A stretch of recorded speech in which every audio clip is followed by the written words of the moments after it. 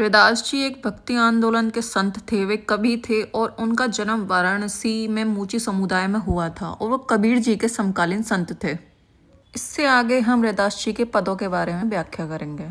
कैसे छूटे राम नाम रट लागी, प्रभु जी तुम चंदन हम पानी, जाकी अंग अंग वास समानी। प्रभु हमारे मन में जो आपके मन के नाम की रट लग गई है वह कैसे छूट सकती है। अब मैं आपका परम भक्त हो गया हूँ। जिस तरह चंदन के संपर्क में रहने से पानी में उसकी सुगंध फैल जाती है, उसी तरह मेरे तन मन में आपके प्रेम की सुगंध व्याप्त हो गई है। प्रभु जी तुम घन वन हम मोरा, जैसे चितवत चंग चकोरा। प्रभु जी आप आकाश में छाए हुए बादल के समान हो, मैं जगत में नाचने वाला मोर हूँ। जैसे बरसात में घुमड़ते बादलों को देखकर मोर खुशी से नाचता है, उसी की भांति मैं आपके दर्शन को पाकर खुशी से भाव मुक्त हो जाता हूँ। जैसे चितवत चंद चकोरा, जैसे चकोर पक्षी सदा अपने चंद्रमा की ओर ताकता रहता है, उसी भांति मैं भी सदा आपके प्रेम को पाने के लिए तरसता रहता हूँ।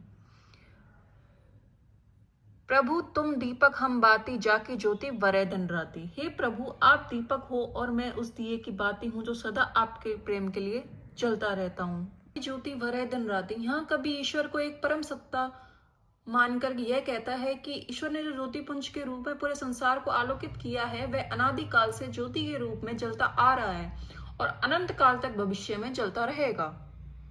प्रभु जी तुम मोती हम धागा, जैसे सोने ही मिलत सुहागा। प्रभु आप मोती के समान उज्जवल पवित्र और सुंदर हो और मैं उसमें प्रोया हुआ धागा हूँ। आपका और मेरा मिलन सोने और सुहागे के मिलन के समान है। जैसे सुहागे के संपर्क में आने से सोना खरा हो जाता है, वैसे ही मैं आपके संपर्क में आने से शुद्ध हो गया हूँ। यहाँ पे सुहागा यानी बोरेक्स एक रासायनिक पदार्थ है जिसे सोने को साफ करने के लिए या फिर उसकी चमक बढ़ाने के लिए यूज किया जाता है, जिससे सोने का गलनांक कम हो जाता है और हम आभूषण बना लेते हैं, तो जिससे हम सोने को आसानी से उपयोग कर पाते हैं। जैसे कि एक क्लास का टॉपर होता है, वो टॉप आने के बाद अगर उसे स्कॉलरशिप मिल जाए तो उसके लिए वो सोने पे सुहागा हो जाता है। जी तुम स्वामी हम दासा, ऐसी भक्ति करे रे दासा। प्रभु जी तुम स्वामी हो, हम दास हैं, ऐसी भक्ति रैदास जी करते हैं। ऐसी लाल तुझ बिन कनो करे, गरीब निवाजो गुसाइया, मेरा माथे छत्रु धरे। लाल का अर्थ है प्रियतम या स्वामी, कौनु का अर्थ है कौन। स्वामी तुम्हारे बिना कौन ऐसी कृपा कर सकता है। हे प्रभु आपके बिना कौन ऐसा कृपालु है। आप गरीब और दीन दुखियों पर दया करने वाले हैं। गरीब निवाजो गुसाइया, मेरा माथे छत्रु धरे।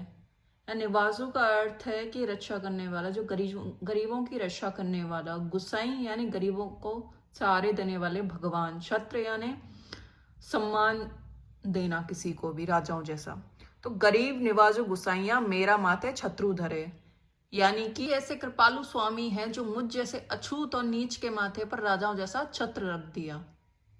जाकी छोटी जगत कऊ लागता, पर तू ही डरे।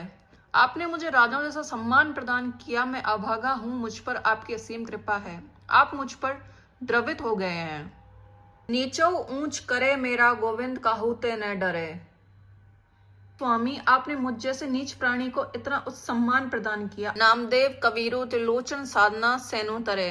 आपकी दया से नामदेव कबीर जैसे जुलाहे यानी कपड़ा बुनने वाले, त्रिलोचन जैसे सामान्य व्यक्ति और साधना जैसे कसाई और सेन जैसे नाई संसार में तर हो गए, यानी कि उन्हें ज्ञान प्राप्त हो गया। कहीं रविदासु सुने रे संत हो, हरि जियोते सबे सरे। अंतिम पंक्ति में रैदास जी कहना चाहते हैं कि हे संतो सुनो, हरि जी सब कुछ करने में समर्थ और सक्षम है। इन पंक्तियों में यहाँ पर वो ईश्वर की असीम कृपा और दया का वर्णन कर रहे हैं। उन्होंने सामाजिक समानता को भी बताया है कि भगवान किसी के साथ भी भेदभाव, ऊंच नीच का भाव नहीं रखते हैं। अंत में रविदास जी का एक संकेत है कि भक्ति एकमात्र सहारा है जिससे हर मुश्किल पार हो जाती है। उम्मीद है ये वीडियो आपके लिए हेल्पफुल रहा होगा। ऐसे ही और वीडियोस के लिए इस चैनल को लाइक, शेयर एंड सब्सक्राइब करें।